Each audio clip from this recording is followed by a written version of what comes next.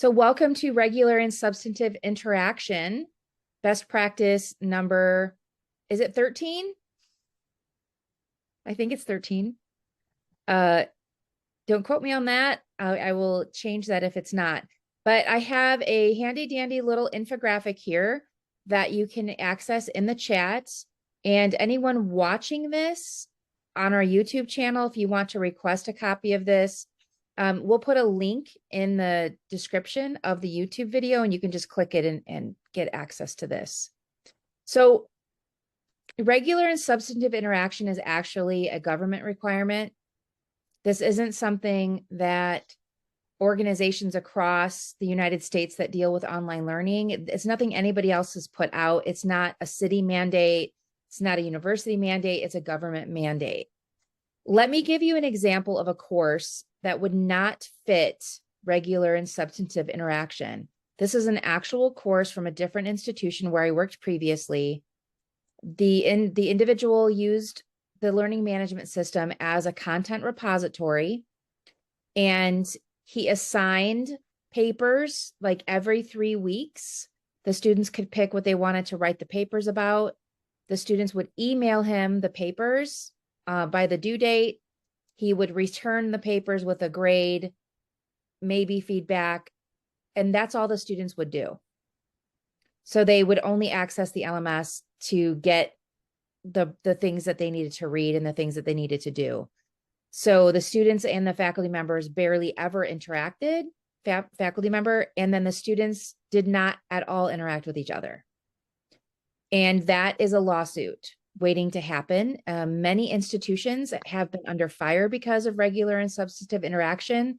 The government will take back its financial aid funds from the institution if they are proven to not follow this. So it is a way to distinguish between correspondence courses and actual interactive online courses. So that's why this is really a big deal.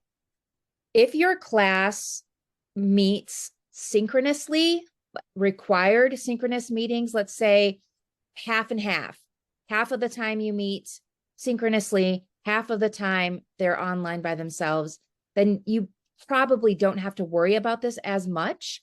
Or if you meet face-to-face a lot of the time and you only use online, let's say 6 weeks of the semester or something like that, 7 weeks of the semester, you're probably okay. But most other circumstances need to follow this. So the first aspect is student to student, making sure that the students have a way to interact with each other. And you can do that in a lot of ways. You don't have to just use discussion forums. You don't have to just use discussion questions. You can use peer review a couple of times during the semester, and using the discussion forum for peer review works really, really well. Or you can use the peer review tool in Canvas. I don't like it as well.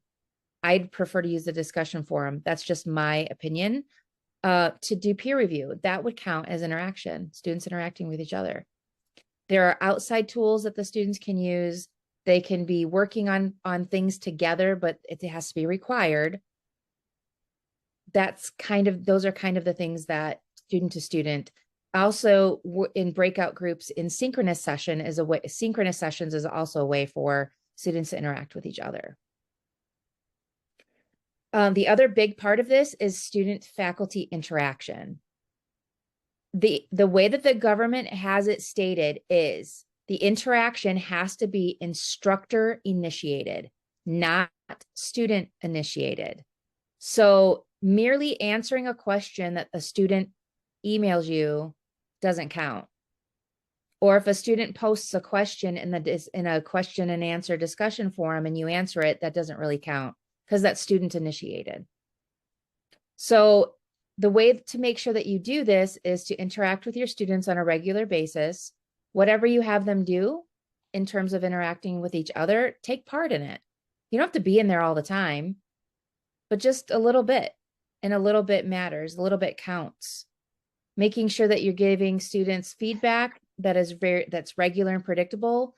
Waiting until the end of the term to grade something and to give student feedback is not an acceptable practice. That includes an assignment, it includes discussion forums, making sure that they expect that grade and that feedback on a regular basis. And engaging with them when it's not student initiated. And one way to do that is through the announcements feature in Canvas, through interacting with them in discussion forums, making instructor videos. Those types of things are ways for you to interact. Any questions on those two parts? Let me check the chat. I know I have a lot of people in here. Oh, expand to full screen. I'm sorry, Laura.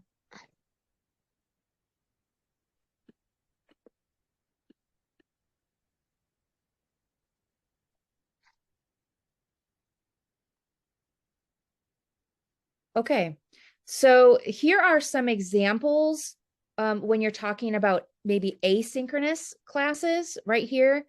And then Kate Powers from the Center for Academic Excellence is going to pop in with some other ideas. So making sure you have an introduction forum when you teach an online course and respond to every student and say hello. Make sure you have a question and answer forum, whatever you want to call it, virtual office, respond to their questions in a predictable way, in a reasonable way. Having office hours, whether it's on campus or online. If your students are outside of the area, then you might want to have virtual office hours. I know students don't attend them, but it's something that you can have open on your computer in a predictable time. And you can be multitasking, doing other things, right? If a student pops in, then you're there to be able to have that one-on-one with them. And then reaching out to students personally. In Canvas, one way to do that is in the gradebook. When students are underperforming or overperforming, you can send a message. How does it go? Send a message to students who or something like that. It's in the gradebook. And so you can reach out. It's like a personal message, but it sends it to every student that meets your criteria. So reaching out to, like, if they failed an exam or something like that, reaching out to those students and saying, hey, do you need some help? What can I do to help you? That kind of thing. Now Kate's going to pop in and share some other examples of ways of interacting in a synchronous environment. Hi, folks. Like Angela said, I don't know if I know all of you, but I'm the manager for the Center for Academic Excellence. I've been here at Rush since this summer.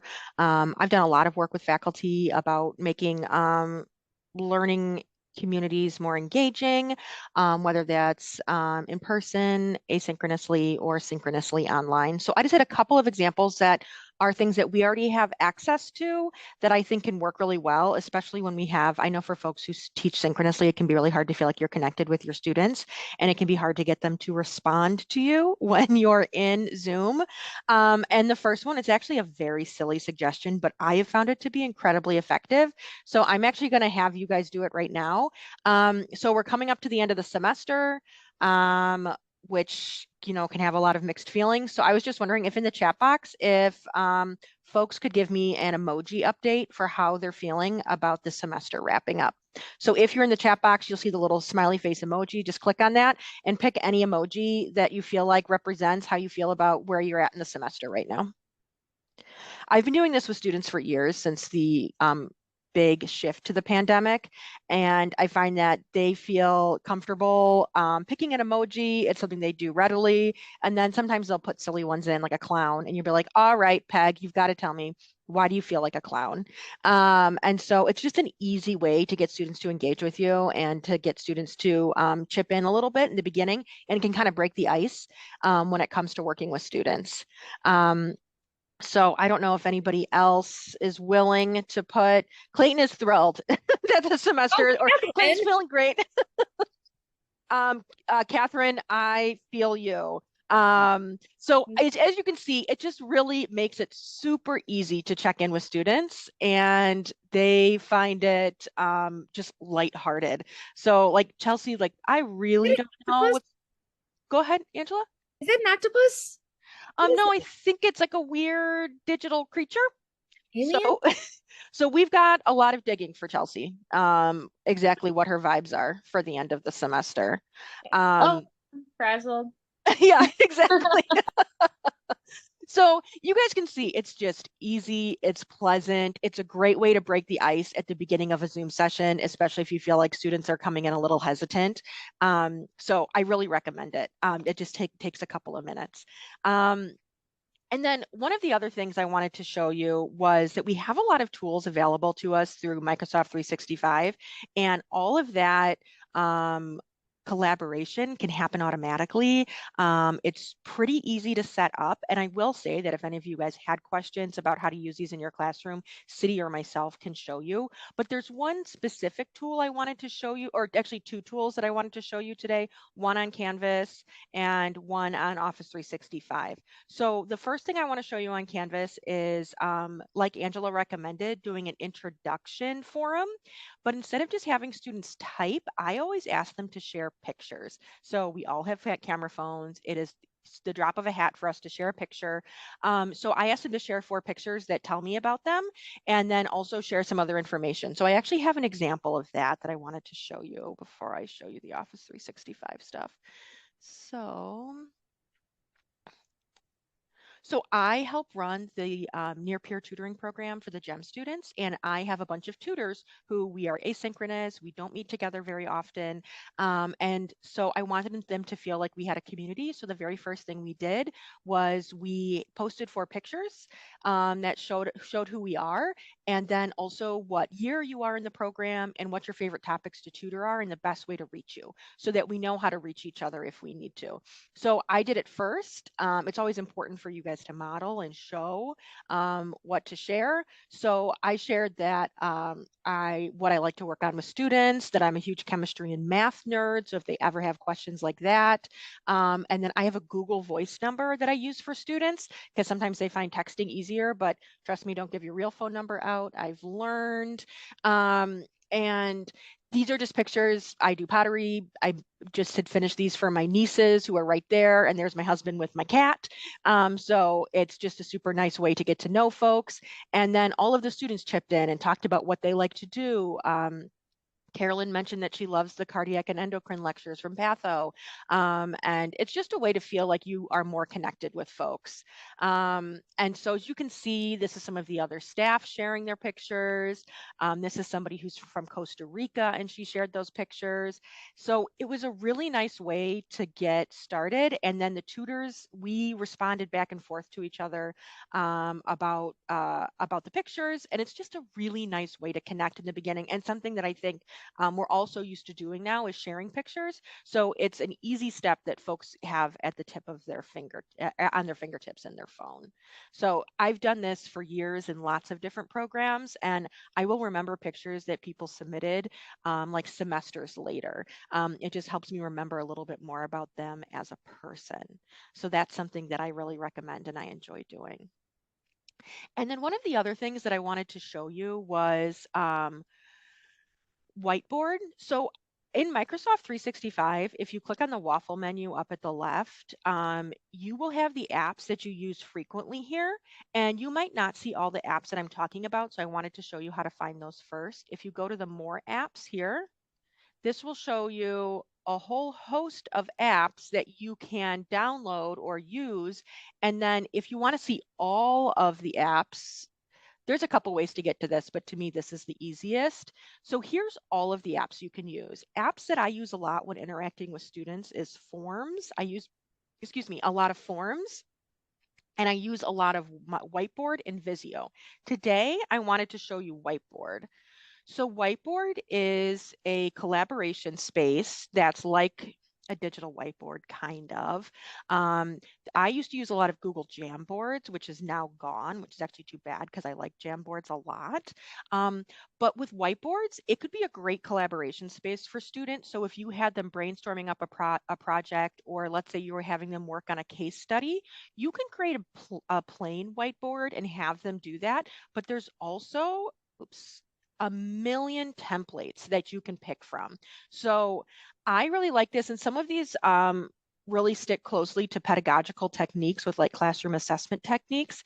And a lot of them look like, so like here's the brainstorm whiteboard. So you can adjust up here and type in all sorts of instructions for students. And you can have all students work on one whiteboard. You could split them into groups, like have four students work on one on a topic, four other students work on one, and then they can share them with each other. So there's a lot of ways that you can use whiteboard to collaborate with students. And so it's just a little bit more, it feels a little bit more freeform than sharing, let's say, a Word document. And so you can have one that you're all working on together at the same time, or you can have separate ones and then you come together later and compare, contrast. But it's a great way to start a project, or for students to come up with project roles, let's say if they're doing a group project, or come up with timelines. So there's quite a few other tools in here, and you guys should kind of play around and see what's around for engaging with students here. But I think Whiteboard is a great one.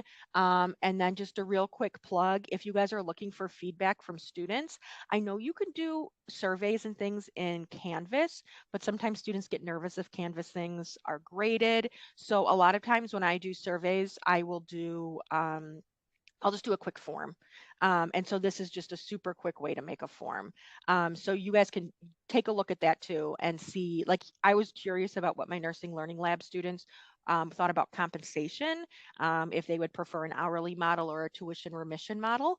And so I just created a quick form and asked them. And I always get pretty good responses. And I think students appreciate that it's not in Canvas. It makes them feel like they're not going to be graded on it. And it's just asking for feedback. So does anybody have any questions about using Whiteboard or other Microsoft 365 collaboration tools in the classroom? Yeah, Catherine.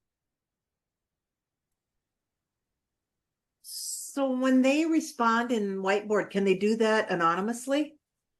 I think it can see oh, you mean in forms? Excuse me, in forms, yes. Yeah, When they respond in forms? yes. So you can set it up where it's associated with their email account, or it cannot be. And I could show you how to do that if you were curious about that. So it can be anonymous, and then, which I know students like, depending on how you want to get that feedback. That's why they don't like Canvas that much for that. But That's okay, right. I might reach out to you if I need help figuring out how to do that. But Yeah. also, have you ever heard of a program called VoiceThread? I haven't. Angela, you have? Yeah, VoiceThread has been around forever. But the last I heard, it's a pay model. It is. And that's what so, I teach this evidence-based teaching in the health professions course. And one of my students says to me, I don't know why why you don't use VoiceThread. And I'm like, well, I've never heard of it, first of all. But so she and I met, and she was showing me how she teaches at another college of nursing somewhere. But anyway, it's a neat program. And so I started investigating it. It's a pay for program. But I don't know how much it costs. I can't figure out what the estimate is, so I don't know. But it's a wonderful way to be able to interact, like do easy interaction on PowerPoint presentations. You can insert a verbal comment really easily on assignments. And anyway, I was going to see if we have it, but Peg just mentioned that she's using Canvas Studio. Peg, does Canvas Studio have similar capabilities as VoiceThread? It's not different. with what this student showed me. It's much more complicated to make a recording, save it, upload it, and share it than in Canvas Studio than what VoiceThread does. But you don't even have to use Canvas Studio. You don't have to go into Studio. You can just click the record button. If you want to do a video discussion, you can just go into Studio in the discussion board, click the button, do a recording right there. It's all, you don't have to go anywhere. You don't have to upload anything. You just click the button, record, and it's there. If you're using the discussion feature in Canvas? In discussions, assignments, anywhere that there's an HTML editor, you have the capability of adding in an instantaneous video. Okay.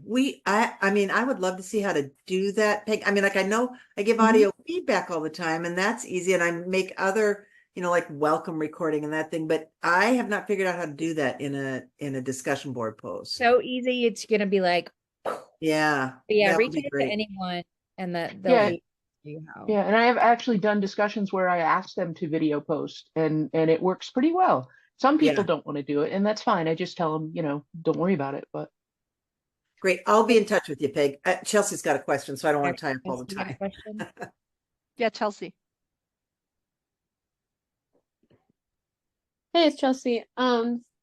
Yes, I think my only hesitation to using the tools that like the whiteboard and stuff is that we have students with certain like technological limitations. We have some students like in Africa who have their internet goes out, and I just I worry that I assign like something in the whiteboard and then they have to download like a plugin, and then that they come to me with the technical issues and I'm not sure how to respond.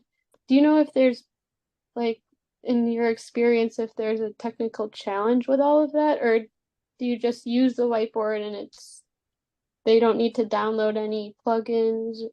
Yeah, Am I Office understanding that right? 365, it's all browser based. So there is no Okay. download requirement. Now, I can't say I'm not like a super tech person, but I've never had people run into problems with that as long as they have an internet connection.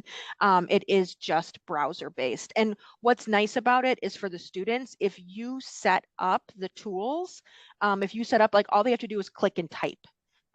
So that it should be relatively easy. You can always try Awesome, it and thank you. test it out. Like if you say, hey, I want to try this, let's just test it out. And you can test it out on some other faculty members, or you can use a city designer and say, hey, can you show me what this looks like from your perspective? Because we can jump in as students and we can just play and show you what that looks like. That way it's safer that way than taking a chance. All right. So we're at almost Thank at you. the time. No problem. We're almost at the end of the time here. The whole goal of regular and substantive interaction is just to make sure that students feel your presence in the course. They can feel your presence, they can see your presence in the course.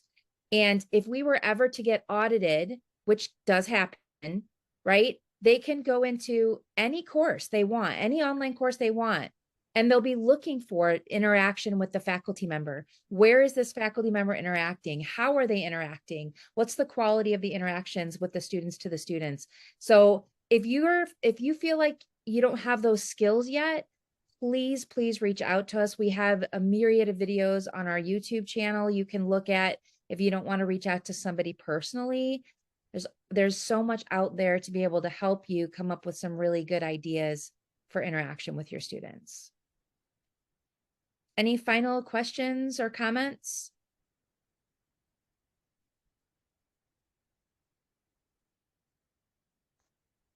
We're here for you. We're all here for you if you need it. And our next best practice session is best practice 16. That's next week, I believe, on the 18th. Is that yours, Peg? That's mine. We're going to talk discussion forums. Woohoo! Yep. So that's in the latest newsletter that just came out a couple of days ago, and you should have gotten an Outlook invitation for that. So thank you, everyone.